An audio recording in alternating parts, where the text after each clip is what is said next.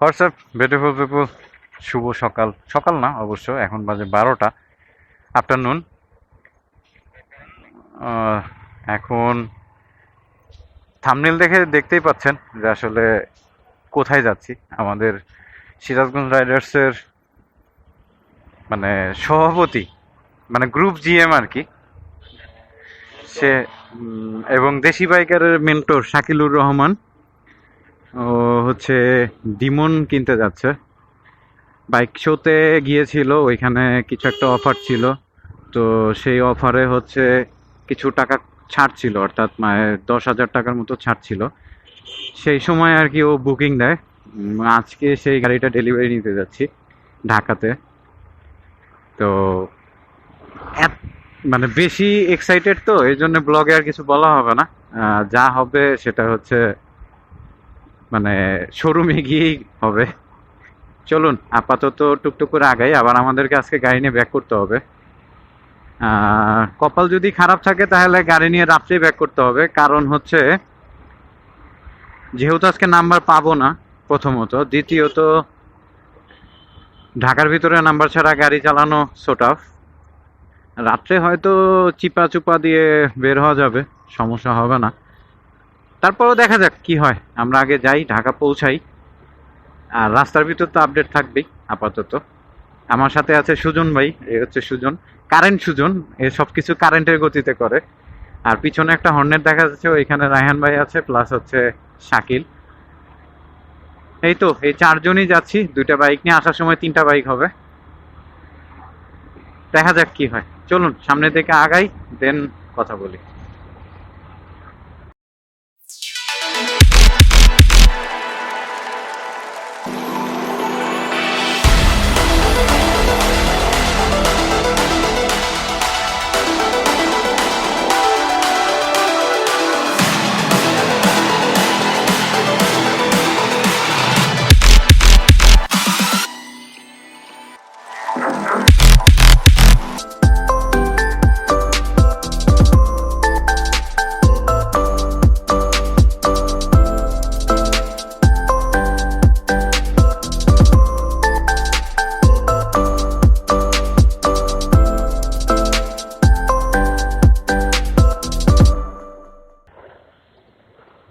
এই WhatsApp beautiful people, সারাদিন তেমন একটা ব্লগ করতে পারিনি। প্রচণ্ড পরিমাণে বৃষ্টি ছিল, এবং বৃষ্টি হয়েছে, ভিজছি, আবার দাঁড়াইছি। এখন ডিমন্ডা হাতে পেয়েছি, স্টার্ট দিব। ওয়াও, জোস।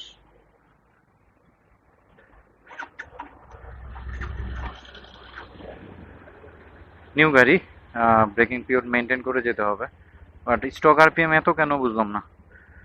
ও মা, 2000। এক্সস্টের সাউন্ডটা জোস, খারাপ না, ভালো লাগছে আমার কাছে।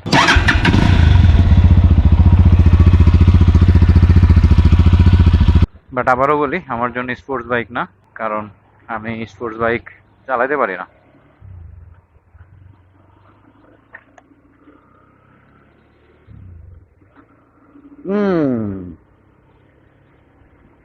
মানে ব্রেকিং পিরিয়ড পার হয় নাই বুঝতেছি, বাট 19.2 বিএইচপি, 10,005 আরপিএম এ, এটা বোঝা যাচ্ছে যে এটা একটা শক্তিশালী মেশিন। আর আরেকটা বিষয় হচ্ছে 15 নিউটন মিটার টর্ক, 7,500 আরপিএম, অর্থাৎ 7,500-এ আপনাকে বেস্ট স্পিডটাই দিবে, তারপরে তো উঠবেই। ভালো পাওয়ারফুল মেশিন, বোঝা যাচ্ছে এটা। যাই হোক, আসলে ব্রেকিং পিরিয়ড না ছাড়ানো পর্যন্ত তো আর আসলে এটার কোনো কিছু করা যাবে না। হ্যাঁ, সিরাজগঞ্জ যাইতে হবে। বন্ধুরা, অনেক রাত হয়ে গেছে। আসলে কি বলবো, মানে এত পরিমাণে বৃষ্টি পাচ্ছি, মানে যা বলার মতো না। ঢাকাতে মনে হয় সারাদিন খালি বৃষ্টিই হয়, আমার যেটা মনে হয়। কারণ আমাদের সিরাজগঞ্জে মানে আজকে সারাদিন রৌদ্রের চোদনে, সরি রৌদ্রের তাপে কেউ ঘর থেকে বেরোতে পারে নাই, অথচ আজকে সারাদিন আমি বৃষ্টিতেই ভিজছি। যমুনা সেতু পার হওয়ার পর থেকে শুধু বৃষ্টিতে ভিজতেছি, শুধু বৃষ্টিতে ভিজতেছি। যাব, নিয়ত করছিলাম যে একটু ভালোভাবে যাব, মানে শুকনা গা নিয়ে যাব। যাও বা শুকিয়েছিল, এখন একদম পুরো ভিজে একদম শেষ। এখন লাস্ট ডিসিশন যেটা নিয়েছি, আমরা ভিজেই যাব, যা থাকে কপালে। আর এরকম একটা বাইক কেন দাঁড়ায় রাখবো বলেন? ব্রেকিং পিরিয়ডটা না হইলে হয়তো বা একটু টানাটানি করা যায়। এই হোয়াটসঅ্যাপ বিউটিফুল পিপল, আমি চলতে চলতে এবং বলতে বলতে এখন ঢাকা টাঙ্গাইল হাইওয়েতে উঠে গেছি। আর সাথে আছে হচ্ছে বিশাল এক দেহ ভরা যৌবন যাকে বলে, সেটা হচ্ছে জিপিএক্স ডিমন। এটা নিয়ে আর কি যাচ্ছি সিরাজগঞ্জ। মূলত এটা শাকিলের বাইক। শাকিল আজকে বাইক নিল, ভালোই লাগতেছে, হাইল্যান্ডের মাল, মজাও পাচ্ছি রাইড করে। বাট ব্রেকিং পিরিয়ড এটা তো মেনটেন করতেই হবে, কারণ বাইকারদের সবচেয়ে বড় কথা হচ্ছে ব্রেকিং। এবং ব্রেকিং যদি ঠিক মতো না হয় তাহলে তো আমার মাইলেজ ঠিক করবে না, মাইলেজ ঠিক মতো দিবে না। যাই হোক, সবকিছু মিলে একটা ইয়া করেছি।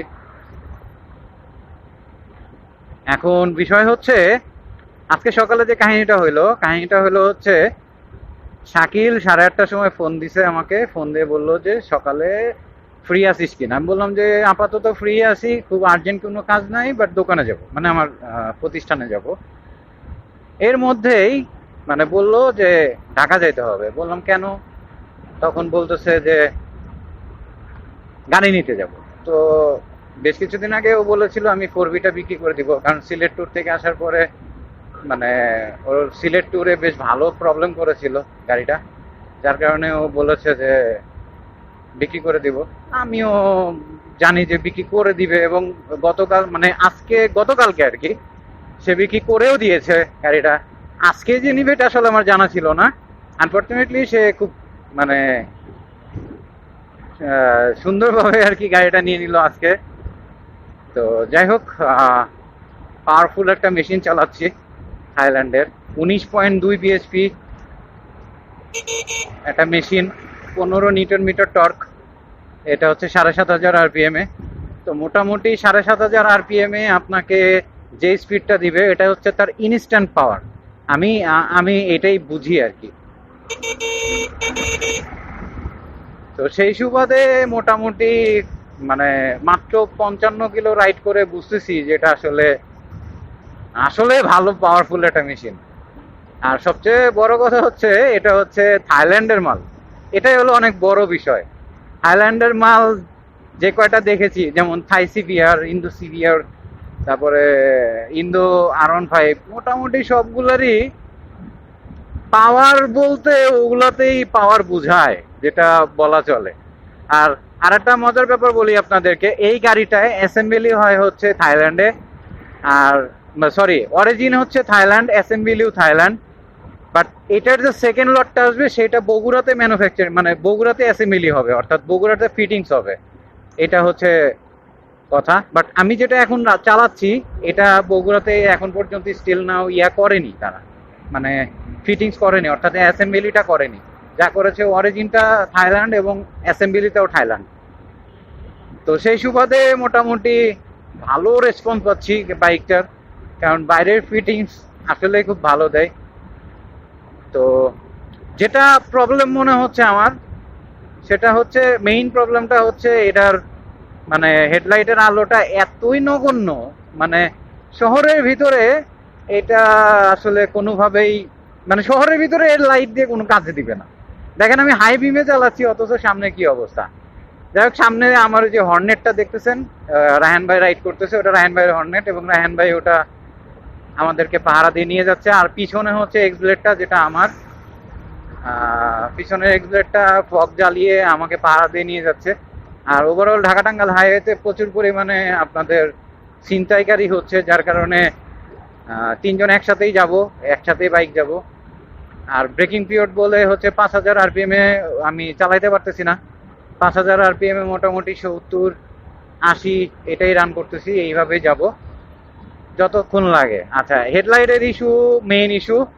সেকেন্ড ইস্যু যেটা, সেটা হচ্ছে আমার হাতের আঙ্গুল সম্ভবত ছোট, যার কারণে আমি স্পোর্টস বাইক মনে হয় চালাতে পারবো না। কারণ এটার যে হ্যান্ডেলটা আছে, আমি যখন ধরি আমার এই সুইচগুলা, অর্থাৎ লেফট চাপার যে সুইচগুলো আছে, ইগনিশন কি, সরি লেফট টার্ন কি, রাইট টার্ন কি, হাই বিম, লো বিম, প্লাস হর্ন, পাস লাইট, এগুলো আমার হাতে আসে না। যার কারণে মানে একটু ভালো প্রবলেমে পড়ে গেছি আমি। এটার এই চাপাটা অনেক দূরে। এটা দেখেন, আপনি যখন নর্মালি হ্যান্ডেল বাইক রাইড করবেন, হ্যান্ডেলটা ঠিক এইখানে ধরবেন। এখন এই যে আমার আঙ্গুল দেখেন, এখন পর্যন্ত স্টিল নাও শুধু হর্নটাই চাপ দিতে পারতেছি, আপার ডিপারটাও ঠিক মতো কাজ করতে পারতেছি না, সিগন্যাল লাইটটাও কাজ করতে পারতেছি না। এখান থেকে যদি ক্লাচ ধরি তাহলে আমার ক্লাচ প্রেস করতে অনেক কষ্ট হয়ে যাবে।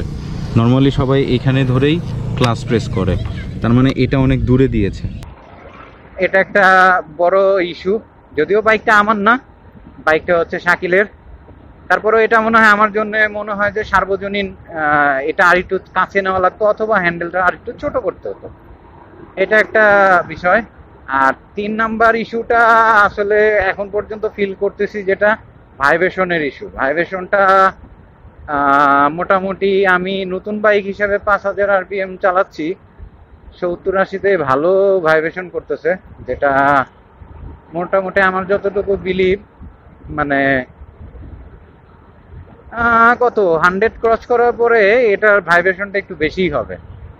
এই তো, এই খারাপ জিনিসগুলো এই পর্যন্ত পেয়েছি আমি, মানে যেহেতু ফুল রাইড করা হয়নি আমার। আর এবার আসি হচ্ছে এটার, আমার কাছে যে জিনিসগুলো ভালো লেগেছে সেটা হচ্ছে, ফার্স্টে আসি এটার লুকসটা অসাম। মানে মিয়ামি, অর্থাৎ আমেরিকার একটা স্টেটের নাম হচ্ছে মিয়ামি। মিয়ামিতে একটা কুমির থাকে, এলিগেটর, ঠিক আছে? আর সেই এলিগেটরটা মুখ যেরকম, এই বাইকটার মুখ একদম হুবাহু সেম। মানে যা বলার মতো না, মানে জোস লাগছে আমার কাছে, জোস। মানে এক কথায় লুকসের দিক থেকে কোনো অংশে ফালায় দেওয়ার মতো আমার কাছে কোনো রিপোর্ট নাই, এবং আমি ফেলেও দিতে পারবো না। আচ্ছা, আবার আসি হচ্ছে আপনার হচ্ছে সিটিং পজিশন প্লাস হচ্ছে হ্যান্ডেল। এটার হ্যান্ডেল আপওয়ার্ড, যার কারণে মানে ফিলটা পাওয়া যাচ্ছে সিবিআর এর মতো। আচ্ছা, আর একটা বিষয় বলিনি, এটা হচ্ছে আপনার R15 ভার্সন 4 যেটা আছে, সেই 4-এর যে হ্যান্ডেল, মানে হ্যান্ডেলটা কিন্তু ভার্সন 3-র চাইতে আপওয়ার্ড। সো ওইটার মতোই কিন্তু এটাও আপওয়ার্ড, যার কারণে রাইড করতে খুব একটা আনকমফোর্টনেস নাই। তারপরে হচ্ছে মানে ব্যাক পেইন বলেন, শোল্ডার পেইন বলেন, ওয়েস্ট পেইন বলেন, তারপরে মানে যে পেইনগুলো বলেন এই পেইনগুলো নাই। তবে হ্যাঁ, জ্যামের ভিতরে একটু প্রবলেম হয়, জ্যামের ভিতরে প্রবলেম হচ্ছে, এটা একটা সমস্যা। আর এবার আসি স্পিডোমিটারটা আমার কাছে ইউনিক লেগেছে। মানে এটা হচ্ছে ফুয়েল, সবুজ ব্লু কালারটা, রেডটা হচ্ছে ইমার্জেন্সি, আরপিএম তো সাদা হোয়াইট দেখতেছেন। তারপরে সাইড ইন্ডিকেটর আছে, মানে গিয়ার ইন্ডিকেটর আছে, প্লাস টাইম। ট্রিপ মিটারটা একটা দিয়েছে, এটা ভালো লাগলো না, কারণ প্রত্যেকটা বাইকে এখন ট্রিপ মিটার দুইটা, মানে ট্রিপ, এটাতে একটা শুধু মোবাইলের ট্রিপ দেওয়া আছে, ট্যুরের কোনো ট্রিপ নাই। এখন আসি এটার শক্তি নিয়ে। মানে অনেকেই বলি না আমরা যে আসো খেলি, খেলা হবে, দেখবো কত আছে, আসো দেখি, এই টাইপের যারা লোক বলেন তাদের জন্য জিপিএক্স ভাই অস্থির। মানে এটা যদি মানে টানা হয়, সিবিআর পারবে না, মানে পারতে অনেক কষ্ট হবে। R15 মোটামুটি, মানে R15-এর একটু কষ্টই হয়ে যাবে, মানে এটা দিয়ে এটাকে টক্কাইতে, ঠিক আছে? এটা হচ্ছে বড় কথা। এক্সজস্টের সাউন্ডটা ভাই অস্থির, মানে মনে হচ্ছে এটা দানব জাতীয় কোনো কিছু রান করতেছি। সত্যি ভাল লাগছে ভাই, ভাল লাগছে, মনে ধরে গেছে ভাইয়া, মনে ধরে গেছে। আর তো কিছু নাই। আরও একটা জিনিস বলি, কন্ট্রোলিং ভাই, অসাম কন্ট্রোলিং। মানে অসাম বলতে মানে আসলেই অসাম, মানে ডুয়েল চ্যানেল এবিএস, মানে জাগায় ব্রেক তো সুন্দর, একদম পাট্টাস করে লেগে যায়। ভাল লাগছে আমার কাছে। আমি নর্মালি স্পোর্টস বাইক পছন্দ করি না, বাট এইটা ডেফিনেটলি আমাকে ফিদা বানিয়ে দিয়েছে। যদিও এই মুহূর্তে আসলে এরকম কোনো কিছুই পসিবল হবে না। তো মোটামুটি জিপিএক্স এর এই একটা ছোট্ট একটা ইউজার রিভিউ দিলাম আমি, যদিও অত ভালো জানি না, বাট যতটুকু পেরেছি বুঝতে পেরেছি ওইটুকুই দিয়েছি।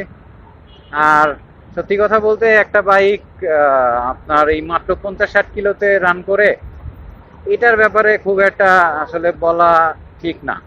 কারণ বাইকের এখন পর্যন্ত পর্দাই ফাটেনি, আপনি একদম হুবাহু একদম হাই হাই পারফরমেন্স রিভিউ দিয়ে দিলেন, তাইলে আসলে বিপদ।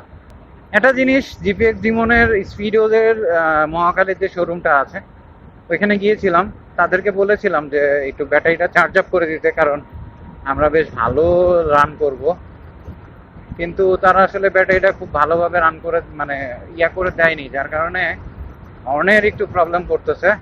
এটা স্পিডোজের একটু দেখা উচিত, মানে ব্যাটারিটা একটু চার্জ করে রাখলে আমার জন্য সুবিধা হতো। যাই হোক, হোয়াট এভার, চলুন সামনের দিকে আগাই, দেন আবার কথা বলি। বন্ধুরা, আমি আবার আমার বাইকে চলে আসছি।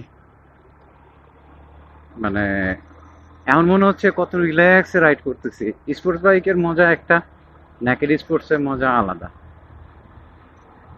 মজাই লাগতেছে এখন।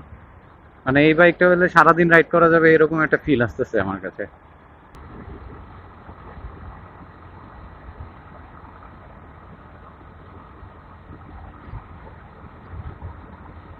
তো বাইকটা একটু হাইট অনেক বেশি, আমার জন্য একটু কষ্ট হয়ে যায়।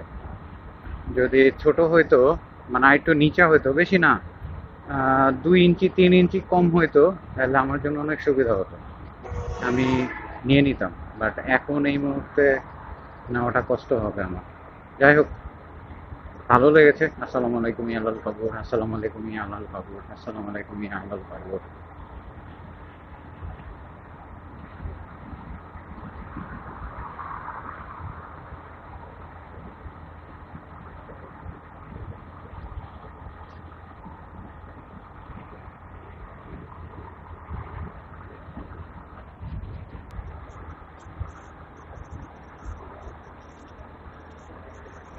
আলহামদুলিল্লাহ বন্ধুরা, আমরা যমুনা সেতু চলে আসছি।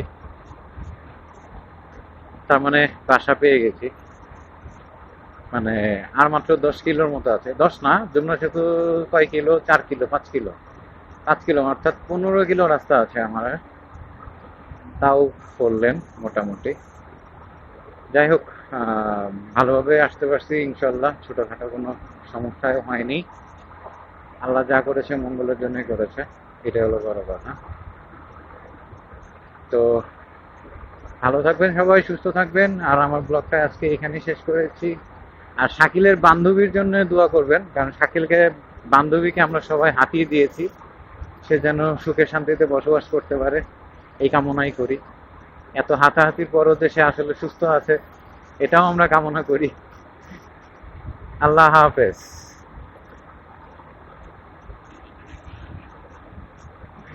রেকর্ডিং হচ্ছে বন্ধু, অশ্লীল শব্দ ইউজ করো না তুমি। আমার এটাতে রেকর্ড হয়, কারণ কানের সাউন্ডের স্পিকারের কাছে তোর মাইক্রোফোনটা দেওয়া আছে, তো ওই জন্য রেকর্ড হয়।